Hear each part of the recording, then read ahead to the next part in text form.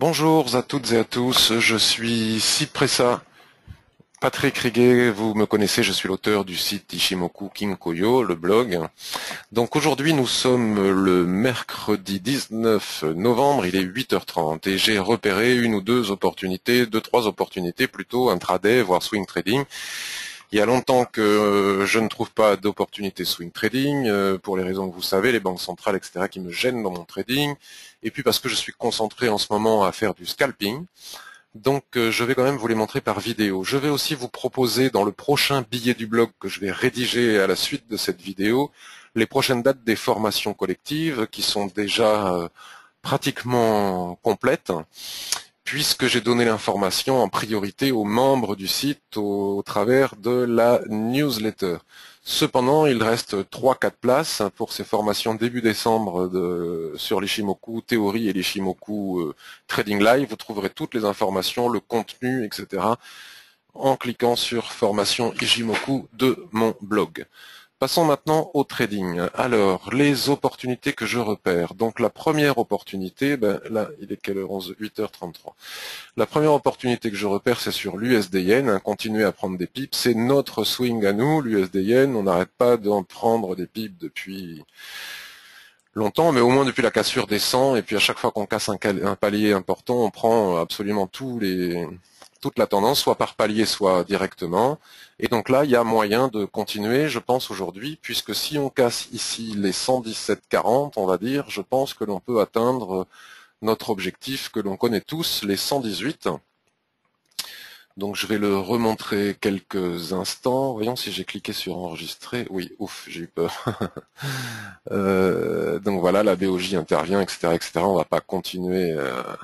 Voilà. L'objectif important, là maintenant, c'est, allez, soyons prudents. C'est les 118 ici, hein, 117,80, 118. Je pense qu'on va aller chercher le chiffre rond des 118. Et juste au-dessus, on a 118,32. Et puis par la suite, on aura comme objectif principal les 125 ici en haut. Hein. Donc aujourd'hui, selon moi, deux opportunités. Alors le souci, c'est le FOMC.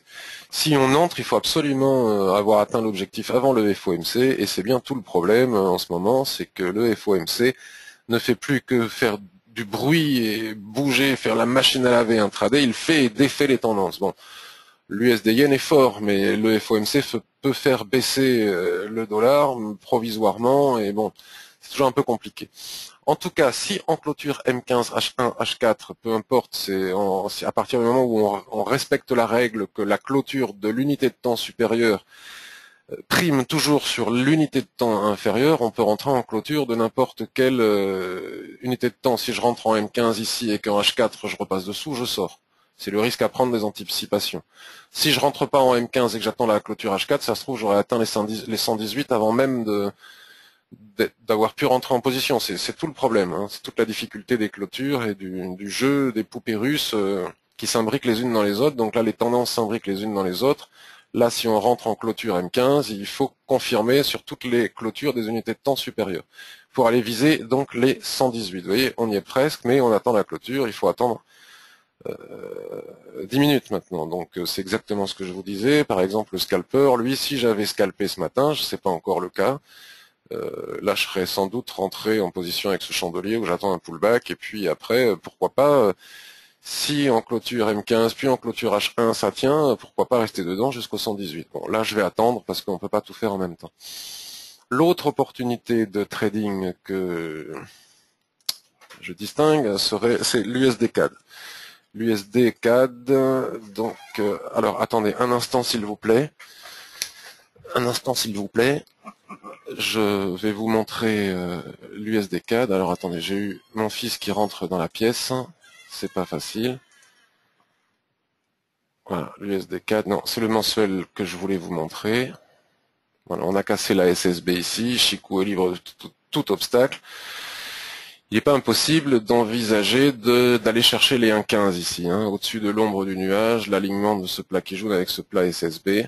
Hein, c'est à mon avis quelque chose de tout à fait envisageable. Alors comment le faire? Rentrer à mon avis en cassant cette zone, vous voyez, si on passe sur le H4, on est dans cette dérive latérale, comme ça, si les prix arrivent à sortir de la dérive latérale je ne sais pas où, et que Chikou elle-même arrive à casser la droite, hein, parce que tout fait obstacle à Chikou, alors à ce moment-là, aux alentours des 1,14 ou je sais pas combien, on peut viser déjà en fonction de la cassure en court terme, on peut viser tous les plus hauts ici, et puis laisser courir éventuellement jusqu'au 1,15. Donc deuxième opportunité de trading. Le RSI 21 est complètement décalé ici, mais vous voyez, il commence à nous donner des indications, il passe au-dessus de la droite, il passe au-dessus de la neutralité, il faut qu'il casse ici son niveau de résistance qui correspond plus ou moins à cette zone, et on a notre signal d'achat pour aller chercher les 1,15. Bien évidemment, il faut que tout cela arrive avant le FOMC.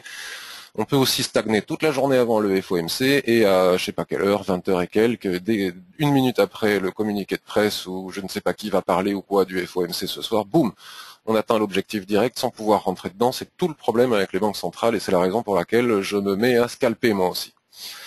Et puis pour finir, toujours le SP500, hein, j'ai pas lâché l'affaire, on est toujours sous cette droite que certains appellent un biseau, puisque si on trace une droite en bas, on est bien dans le cadre d'un ce qui ressemble à un biseau, mais qui est bien encadré à l'intérieur de la tendance et non pas en... Bon, bref, peu importe. En tout cas, cette droite fait résistance et je continue de penser que le jour où on va la casser, hein, bon alors la résistance, la dernière fois c'est 2043, après c'est 2046, puisqu'on monte dans le sens de la tendance tout au long de cette droite. C'est aussi pour ça que je pense qu'il faut éviter les trades à contre-tendance, parce que vous voyez, si on vend la droite ici, tant qu'on monte le long de la droite, on perd des dizaines et des dizaines et des dizaines de pips, alors que si on fait exactement la même chose en bas, on paye la droite qui est orientée à la hausse, même si on fait exactement la même chose en ayant, on monte le long de la droite tout doucement avant de se décider, ben on est dans le sens de la tendance, on gagne des pips en attendant, tandis que là, on en perd. Vous voyez, la différence de trading dans le sens de la tendance et en contre-tendance. En tout cas, si on casse cette droite, je pense qu'on peut aller retracer notre canal sur le weekly et aller chercher le haut du canal en swing trading, j'en ai pas le moindre doute.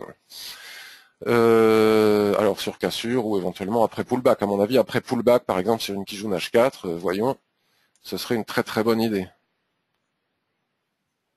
Voilà. Bon, vous voyez, hier, légère fausse cassure, comme ça, bon, mais ça reste un fanion. Donc si on casse au-dessus, là les 2000, bon, cette droite elle se décale quand on bascule sur le H4. Si on casse les 2053 ici, on peut laisser casser, attendre le pullback sur Kijun qui va remonter, qui tient déjà plus ou moins bien la tendance. On a un nuage parfaitement bien orienté qui twiste pas. Et après ce pullback, aller chercher le haut du canal. Et donc forcément la même chose sur l'US30 qui, malgré ses anticipations, parfois ne peut pas aller bien loin tant que le SP500 n'aura pas cassé lui-même la droite que je vous ai montrée. Donc on peut choisir soit le SP500, soit le Dow Jones, c'est toujours pareil, on trace un canal au niveau du weekly et on a nos objectifs. Moi je visais 18 000. J'ai toujours en ligne de mire les 18 000. Bon, j'espère qu'on va pas monter comme ça doucement sans casser jusqu'à 18 000, mais je ne pense pas. Le DAX, c'est exactement la même chose. Je disais il y a pas longtemps dans un webinaire, une personne qui pensait que c'était inutile de dire ça et que c'était pas pertinent. J'expliquais que le SP500 et l'US30 avaient retracé 100% de cette baisse. Et que si le SP500 casse cette droite, le DAX lui aussi retracera 100% pour aller chercher à nouveau des plus hauts ou au moins les 10 000 points, parce qu'ils sont totalement corrélés. Donc si le SP500 monte et casse des résistances, le DAX casse aussi des résistances sans tenir compte lui-même de ses propres résistances, vous voyez. Si le SP il y va, le DAX il y va. Donc on a retracé 0,38,2, 0,50, 0,61,8, 0, on va retracer ici.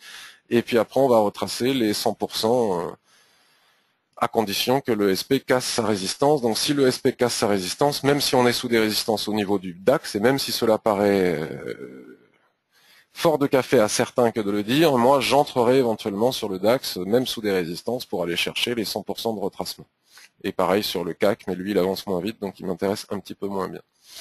Pour finir, donc on a une opportunité sur l'USD-CAD, on va surveiller les indices, enfin je vais surveiller les indices pour les raisons expliquées, et on a une opportunité intraday sur l'USD-Yen, à condition que tout cela se déroule avant le FOMC, toujours le problème.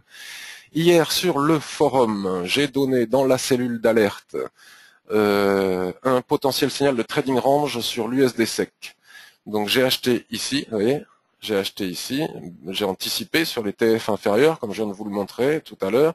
Ça s'est bien passé, on est monté ici, j'étais à 130 ou 125 pips, et puis finalement j'ai placé mon stop à 0, j'ai été sorti à 0. C'est dommage parce qu'initialement j'avais mis, bon c'est toute la problématique des stops à 0. J'avais bien mis, parce que la logique c'est que, voilà, trading range, on rentre ici en clôture, et on met le stop sous la mèche la plus basse. J'avais mis au démarrage, donc comme vous pouvez le voir sur l'alerte, mon stop sous le plus bas ici, qui n'a pas été tapé. Donc ici on se serait fait peur, mais on serait déjà à nouveau à plus 125 pips. Bon là il faut casser l'équilibre pour monter en haut, et à mon avis le FOMC va dire, donc c'est le problème, parce qu'après le FOMC on peut se retrouver ici en quelques secondes, ou ici, donc c'est pas évident, de toute façon il fallait sortir. Peut-être que j'aurais dû prendre mes bénéfices ici à l'équilibre, voyant que ça ne passait pas, plutôt que d'attendre d'être sorti à zéro. Voilà. Et sur l'euro USD, j'ai aussi donné un signal perdant, donc USD sec il n'est pas perdant, et il est sorti à zéro, ou ceux qui ont laissé leur stop en dessous, ils sont toujours dedans, ils pourraient prendre leurs bénéfices ici, ils gagnent plus de 100 et quelques pips, avant le FOMC, prendre les bénéfices, et sur l'euro USD, vous voyez, vendredi dernier, sur la vidéo précédente, je vous parlais de cette cassure de vendredi en clôture. Et attention, c'est peut-être dû à une simple prise de bénéfice des gens qui prennent leurs bénéfices sur le dollar qui est très fort. Et donc il faut se méfier parce qu'on ne sait pas si ça va casser par le haut ou si au contraire on va replonger.